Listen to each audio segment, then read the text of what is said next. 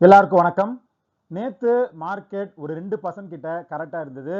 அதோட எஃப்ஐஐடிஏ டேட்டா எடுத்து பார்த்தோம் அப்படின்னா, எஃப்ஐஐஸ் ஒரு 2000 கோடி கிட்ட செல் பண்ணியிருக்காங்க. பட் டிஐஐஸ் 8000 கோடி கிட்ட பை பண்ணியிருக்காங்க. பட் 8000 கோடிக்கு பை பண்ணியும் மார்க்கெட்டோட ஒரு ஃபாலை வந்து டிஐஎஸ்னால தடுக்க முடியல. இன்னைக்கு ஏர்லி மார்னிங் ட்ரேட்ல பார்த்தோம் அப்படின்னா மார்க்கெட் சின்னதாக ஒரு பாசிட்டிவ்ல வந்து ஓப்பன் ஆயிருக்கு. ஸோ ஒரு டெட் கேட் பவுன்ஸ் வந்து இருக்கலாம் அப்படிங்கிற மாதிரி நான் வந்து எதிர்பார்க்குறேன். ஏன்னா இந்த மாதிரியான ஒரு பெரிய ஃபால் நடந்ததுக்கப்புறம் அடுத்த நாளைக்கு வந்து கொஞ்சம் ஒரு பவுன்ஸ் அப்படிங்கிறது இருக்கும். இதே சமயத்தில் அமெரிக்காவில் ஒரு 2-3 டெவலப்மெண்ட் வந்து நடந்திருக்கு. அது என்ன அப்படிங்கிறத ஒன்னொன்னா பார்க்கலாம். நேற்று நாஸ்டாக் 100ல ஒரு பெரிய மூவ்மெண்ட் வந்து இருந்தது. ஒரு பாயிண்ட் ஆஃப் டைம்ல 28,600 கிட்ட போன நாஸ்டாக் 100 க்ளோசிங்ல வந்து 29,000க்கும் மேல வந்து க்ளோஸ் பண்ணியிருக்காங்க. அதுக்கான காரணங்கள் என்ன அப்படிங்கிறத ஒன்னொன்னா பார்க்கலாம். ஃபர்ஸ்ட் அமெரிக்காவுக்கும் ஈரானுக்குமான அந்த வார் டென்ஷன் அப்படிங்கிறது இன்க்ரீஸ் ஆகிட்டே இருக்கு. ரெண்டு பக்கமும் அவங்களோட அந்த பீஸ் ப்ரொபோசலை ரிஜெக்ட் பண்ணதை பற்றின விஷயங்களை வந்து அவங்க பேசிட்டு இருக்காங்க. அது மட்டும் இல்லாம ஈரான் சைட்ல இருந்து என்ன சொல்லியிருக்காங்க அப்படின்னா, அவங்க கிட்ட இருக்கிற யுரேனியம் வந்து நாங்க வெப்பன்ஸ் கிரேடுக்கு என்ரிச் பண்ணுவோம், அடுத்த தடவை எங்க மேல வந்து யாராவது அட்டாக் பண்ணாங்கன்னா அப்படிங்கிற மாதிரி அப்டேட் பண்ணியிருக்காங்க. இது திரும்ப ஒரு டென்ஷனை வந்து இந்த அமெரிக்காவுக்கும் ஈரானுக்கும் இடையில வந்து உருவாக்கி இருக்கு. அது மட்டும் இல்லாம நேத்து ஏப்ரல் மாசத்தோட சிபிஐ ரிப்போர்ட், அதாவது கன்சியூமர் பிரைஸ் இன்ஃப்ளேஷன், இந்த ரிப்போர்ட் வந்து அமெரிக்காவில் வந்திருந்தது. ஸோ அது எல்லாரும் எதிர்பார்த்ததை விட இன்ஃப்ளேஷன் அமெரிக்காவில் அதிகமாக இருக்கு அப்படிங்கிறத காட்டியிருக்காங்க. ஏன்னா ஆயில் பிரைசஸ் இன்க்ரீஸ் ஆனதுனால அவங்களோட ஃபியூல் காஸ்ட் அப்படிங்கிறது இன்க்ரீஸ் ஆயிருக்கு. அது கன்சியூமர் இன்ஃப்ளேஷன்ல நல்லாவே வந்து ரிஃப்ளெக்ட் ஆயிருக்கு. கன்சியூமர் இன்ஃப்ளேஷன் 3.8% வந்து இன்க்ரீஸ் ஆயிருக்கு. இது மே 2023க்கு அப்புறம் அதிகப்படியான ஏற்றம் அப்படிங்கிற மாதிரி அனலிஸ்ட் எல்லாருமே சொல்லியிருக்காங்க. இன்ஃப்ளேஷன் அதிகமாக இருக்கிறதுனால இப்போதைக்கு இந்த வருஷம் ஃபுல்லா அமெரிக்காவில் ரேட் கட் நடக்காது அப்படிங்கிறது கிட்டத்தட்ட தெளிவாயிடுச்சு. இன்ஃப்ளேஷன் தொடர்ந்து ஏறிட்டே இருந்துச்சு அப்படின்னா இன்ட்ரெஸ்ட் ரேட்டை ஃபெட் வந்து இன்க்ரீஸ் பண்றதுக்கு வாய்ப்பு இருக்கு. அது மட்டும் இல்லாம நாம ஒரு 2 மாசத்துக்கு முன்னாடியே ஒரு விஷயம் டிஸ்கஸ் பண்ணியிருப்போம். அமெரிக்காவோட ஃபெட்டோட அடுத்த சேர்மனா கெவின் வாஷ் அப்படிங்கிறவர் வந்து ட்ரம்ப் வந்து சொல்லியிருந்தாரு. ஆக்சுவலி இப்போ இருக்கிற ஜெரம் போலோட அந்த பதவிக்காலம் அப்படிங்கிறது ஜூனோட முடியுது. ஸோ இப்போ செனட் வந்து என்ன சொல்லியிருக்காங்க அப்படின்னா, அந்த கெவின் வாஷை வந்து கன்ஃபார்ம் பண்றதுக்கான வேலையில வந்து இறங்கியிருக்காங்க அப்படிங்கிற மாதிரியும் சொல்லியிருக்காங்க. இதுவுமே மார்க்கெட்ல ஒரு அன்சர்டனிட்டியை வந்து கொண்டு வந்திருக்கு. ஏன்னா அவர் வந்து இன்ட்ரெஸ்ட் ரேட்டை எப்படி வந்து ஹேண்டில் பண்ண போறாரு அப்படிங்கிற ஒரு விஷயம் வந்து மார்க்கெட்ல ஒரு பேசுபொருளா இருக்கு. அடுத்து மார்க்கெட்ல இருக்கிற ஷேர்ஸ் ரிலேட்டட் அப்டேட் என்ன அப்படிங்கிறத ஒன்னொன்னா பார்க்கலாம். டாக்டர் ரெட்டி அவங்களோட Q4 ரிசல்ட்ஸை வந்து கொடுத்துருக்காங்க. எதிர்பார்த்ததை விட ரிசல்ட்ஸ் வந்து ரொம்ப மோசமாகவே வந்திருக்கு. ப்ராஃபிட் வந்து இயர் ஆன் இயர் 86% வந்து டவுன் ஆகி இந்த குவார்டரில் வெறும் 221 கோடி தான் வந்து ப்ராஃபிட் பண்ணியிருந்திருக்காங்க. இதுவே லாஸ்ட் இயர் 1600 கோடி கிட்ட வந்து கம்பெனி ப்ராஃபிட் பண்ணியிருந்தாங்க. அது மட்டும் இல்லாமல் ரெவன்யூ பார்த்தோம் அப்படின்னா கிட்டத்தட்ட ஒரு 12% ட்ராப் ஆகி 7516 கோடியா இருக்கு. மார்ஜின் நல்லாவே வந்து குறைஞ்சிருக்கு. 29.1% இருந்த எபிட்டா மார்ஜின் அப்படிங்கிறது இப்போ வெறுமனே 13% வந்து குறைஞ்சிருக்கு. ரிசல்ட்ஸோட சேர்த்து டிவிடெண்டா ஒரு 8 ரூபா அப்படிங்கிற மாதிரி கம்பெனி வந்து அனௌன்ஸ் பண்ணியிருக்காங்க. இந்த அளவுக்கு ஒரு ப்ராஃபிட் கரெக்ஷன் அப்படிங்கிறதுக்கான காரணம் என்ன அப்படின்னு பார்த்தோம்னா, மிக முக்கியமான காரணம் அமெரிக்காவில் அவங்களோட அந்த ரெவில்மெட் அப்படிங்கிற அந்த பிராண்டோட பாசிட்டிவிட்டி அவங்களுக்கு ரொம்பவே வந்து குறைஞ்சிருச்சு. அது மட்டும் இல்லாமல் நிறையா ஒன் டைம் சார்ஜஸை வந்து இந்த குவார்ட்டரில் அவங்க வந்து எடுத்திருக்காங்க. ஃபஸ்ட்டு நம்ம முன்னாடியே பார்த்த மாதிரி அந்த ரெவில்மெட்டோட ஸ்டாக் அட்ஜஸ்ட்மெண்ட் வந்து ஒரு பண்ணியிருக்காங்க 453 கோடி. அது வந்து நெகட்டிவாக அக்கௌண்ட் வந்து பாதிச்சிருக்கு. அது மட்டும் இல்லாமல் அவங்க எப்பவுமே ரிசர்ச் அண்ட் டெவலப்மெண்ட்டில் நிறைய வந்து இன்வெஸ்ட் பண்ணுவாங்க. அந்த மாதிரி இன்வெஸ்ட் பண்ணியிருந்ததில் கார்டி தெரப்பி இந்த ஆர்என்டிக்கு இன்வெஸ்ட் பண்ணதை வந்து டிஸ்கன்டினியூ பண்ணுறோம், அதுக்காக இம்பேர்மெண்ட் சார்ஜஸாக ஒரு 228 கோடி வந்து நாங்கள் புக் பண்ணுறோம் அப்படிங்கிற மாதிரி அனௌன்ஸ் பண்ணியிருக்காங்க. டேக்ஸ் சைடு வந்து ஒரு 69 கோடியும், லேபர் கோட்ல ஒன் டைம் சார்ஜா 117 கோடியும் வந்து புக் பண்ணியிருக்காங்க. ஸோ இந்த மாதிரி அக்கௌண்ட் சைடில் வந்து நிறைய லாஸஸை வந்து அவங்க புக் பண்ணது தான் ப்ராஃபிட் இந்த அளவுக்கு கரெக்டானதுக்கான காரணம். பட் அது மட்டும் இல்லை, மருந்துகள் சைட்லேயும் வந்து அவங்களோட ப்ரைசிங் பவர் அப்படிங்கிறது அமெரிக்காவில் நல்லாவே குறைஞ்சிருக்கு. மேனேஜ்மெண்ட் என்ன சொல்லியிருக்காங்க அப்படின்னா, நாங்கள் திரும்ப எங்களோட அமெரிக்கன் ரெவன்யூ வந்து இன்க்ரீஸ் பண்றதுக்கு ஒர்க் பண்ணிட்டு இருக்கோம். எபிட்டா மார்ஜினை 20% மேல ஃபினான்ஷியல் 27ல கொண்டு வந்துருவோம். அதுக்கான விஷயங்களை வந்து நாங்க பண்ணிட்டு இருக்கோம் அப்படிங்கிற மாதிரி சொல்லியிருக்காங்க.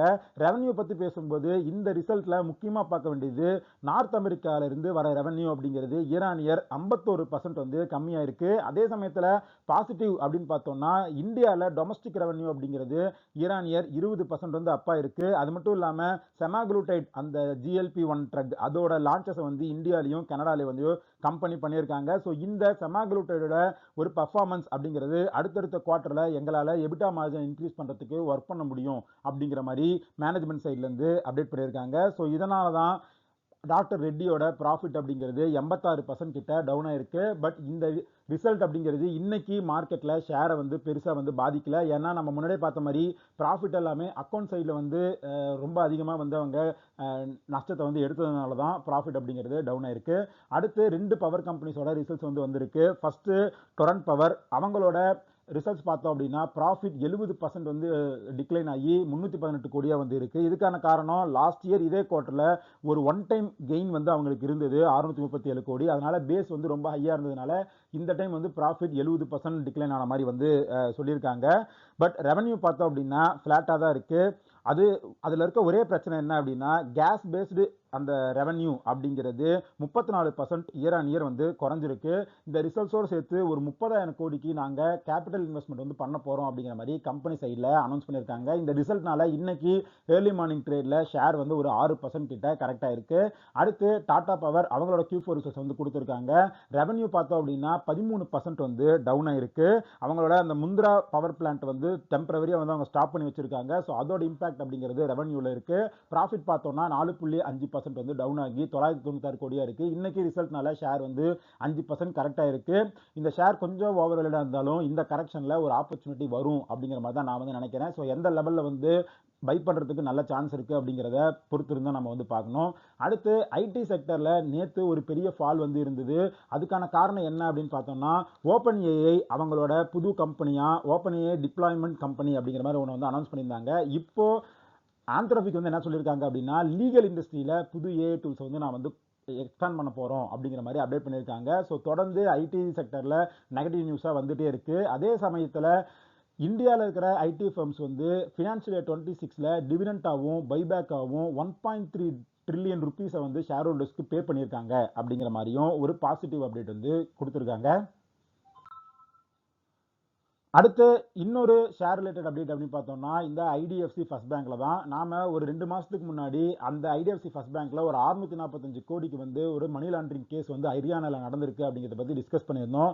இப்போ இடி வந்து அந்த கேஸ் ரிலேட்டடா 2 எக்ஸ் எம்ப்ளாயிஸை வந்து அரெஸ்ட் பண்ணியிருக்கோம் அப்படிங்கிற மாதிரி அப்டேட் பண்ணியிருக்காங்க. இன்னைக்கு ஷேர் வந்து ஒரு 1% அப்பில் வந்து ட்ரேட் ஆகிட்டு இருக்கு.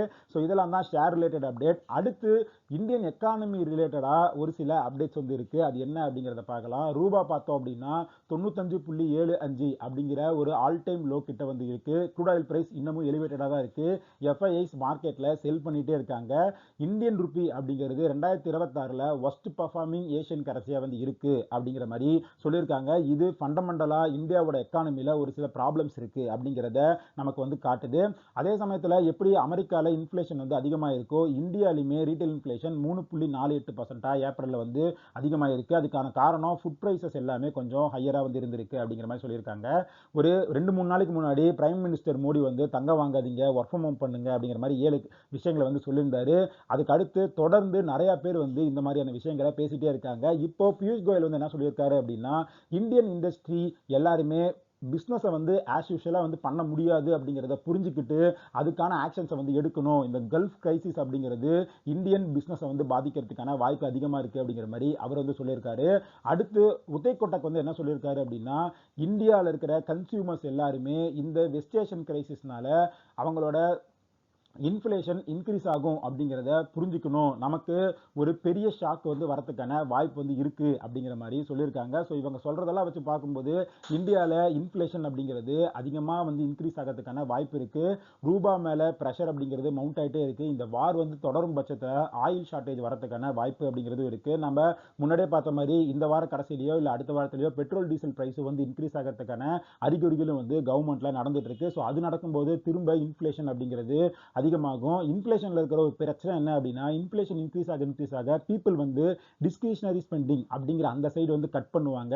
அந்த செக்மெண்ட்ல இருக்கிற கம்பெனிஸோட ரெவென்யூ அப்படிங்கிறது கம்மியாகும். அது அவங்களோட ரிசல்ட்ஸ்ல திரும்ப எஃபெக்ட் ஆகும். அது மார்க்கெட்ல ஓவராலா ஏர்னிங்ஸ் growth வந்து பாதிக்கும். ஏர்னிங்ஸ் growth பாதிச்சு அப்படின்னா மார்க்கெட்டால மேல வந்து போக முடியாது. திரும்ப கரெக்ஷன் அப்படிங்கிறத தான் அது வந்து கொடுக்கும். இப்பவே இந்தியாவோட அந்த மார்க்கெட் ஷேர் அப்படிங்கிறது குளோபல் மார்க்கெட் கேபிடலைசேஷன்ல 3%க்கும் கீழே வந்து வந்திருக்கு. ஸோ இது 4 வருஷத்துல இல்லாத அளவுக்கு இந்த அளவுக்கு வந்து குறைஞ்சிருக்கு. அதுக்கான காரணம் என்ன அப்படின்னு பார்த்தோம்னா, உலகத்தில் இருக்கிற எல்லா கண்ட்ரிஸோட ஷேர் மார்க்கெட்டை விட இந்தியன் ஷேர் மார்க்கெட்டோட பர்ஃபார்மன்ஸ் அப்படிங்கிறது 2 வருஷத்துல கொஞ்சம் மோசமாக தான் இருக்கு. ஸோ இதெல்லாம் பார்க்கும்போது கொஞ்சம் பொறுமையா வந்து இன்வெஸ்ட் பண்ணலாம். பெருசா வந்து பல்கா வந்து பணத்தை போடுறதுக்கான எந்த அவசரமும் இல்லை அப்படிங்கிறது தான் இந்த எக்கானமி ரிலேட்டட் சுச்சுவேஷன் நமக்கு வந்து சொல்லுது. ஸோ இன்னைக்கு ஈவினிங் வீடியோவில் மார்க்கெட்டில் என்ன மாதிரியான டெவலப்மெண்ட்ஸ் நடக்குது, எந்தெந்த கம்பெனி ரிலேட்டட் அப்டேட் இருக்குது அப்படிங்கிறத நாம பார்க்கலாம். இந்த வீடியோவில் நம்ம டிஸ்கஸ் பண்ண எல்லா விஷயங்களும் ஒரு இன்ஃபர்மேட்டிவ் பர்பஸ்க்கு தான். நீங்கள் பர்சனலாக ரிசர்ச் பண்ணுங்க, ஒரு செபி ரிசர்ச் ரேட்டை செக் பண்ணிட்டு அதுக்கப்புறம் இன்வெஸ்ட் பண்ணுங்க. இந்த வீடியோ பிடிச்சிருந்தா அதோட லைக் பண்ணுங்க, நம்ம சேனலை சப்ஸ்கிரைப் பண்ணுங்க. இதே மாதிரி இன்னொரு வீடியோ உங்களை மீட் பண்ணுறேன். அது வரைக்கும் நன்றி, வணக்கம்.